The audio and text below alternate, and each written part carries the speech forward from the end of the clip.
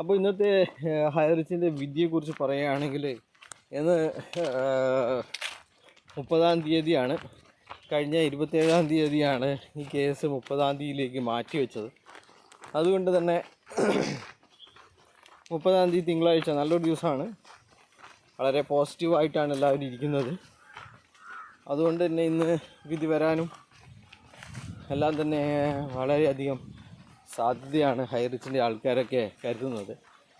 അപ്പോൾ കൂടാതെ 2024 പിന്നീട് ദിവസം നാളെയാണ്.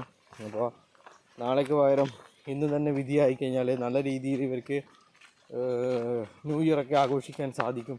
അതുകൊണ്ട് ജഡ്ജ് ഇവർക്കൊരു ന്യൂ ഇയർ സമ്മാനം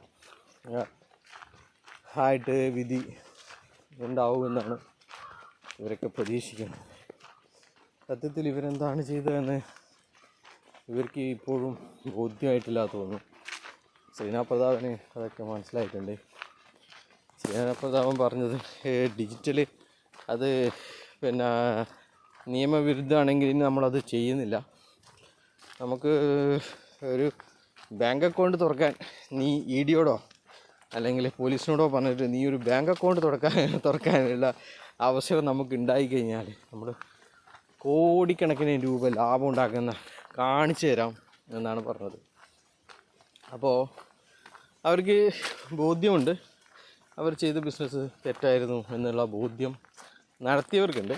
പക്ഷേങ്കിൽ അതിൻ്റെ കഫം തിന്ന കുടുംബക്കാരെയും പാവങ്ങളെയും അതിദരിദ്രരെയും പറ്റിച്ച ഇവന്മാർക്ക് ഇപ്പോഴും മനസ്സിലായിട്ടില്ല. ഇവന്മാർ ചെയ്തത് തെണ്ടിത്തരാണ്, നിയമവിരുദ്ധമാണ്, മണി ചെയിനാണ് എന്നുള്ള കാര്യം ഇവർക്ക് ഇനി മനസ്സിലായിട്ടില്ല.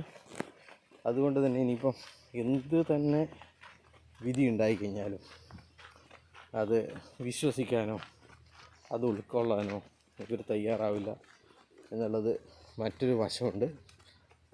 അതുകൊണ്ട് ഇവർക്ക് എത്രയും ബുദ്ധി വരുമോ നോക്കാൻ വേണ്ടിയിട്ടുള്ളൊരു ടെസ്റ്റിങ്ങാണ് ഈ നീട്ടിക്കൊണ്ടുപോകലെന്നാണ് എനിക്ക് പറയാനുള്ളത്. അതിനൊരു അന്ത്യം എന്നുണ്ടാവും എന്നുള്ളത് മാത്രമാണ് ഇപ്പോൾ ചോദ്യചിഹ്നമായിട്ട് നിൽക്കുന്നത്.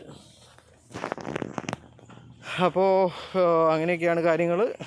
നമുക്ക് വെറും മണിക്കൂറുകൾ മാത്രമേ ബാക്കിയുള്ളൂ നല്ലൊരു വിധിക്ക് വേണ്ടിയിട്ട്. കേരളത്തിൽ മാത്രമല്ല ഇന്ത്യയിൽ തന്നെ മണി ചെയിൻ ചെയ്യുന്നവർക്കുള്ള ഒരു താക്കീതായിട്ട്, ഇന്നില്ലെങ്കിൽ നാളെ പിടിക്കപ്പെടും എന്നുള്ള ഒരു താക്കീതായിട്ട്. പിടിക്കപ്പെട്ട് കഴിഞ്ഞാൽ ഇത്രയും കാലം ഉണ്ടാക്കിയത് പോവും.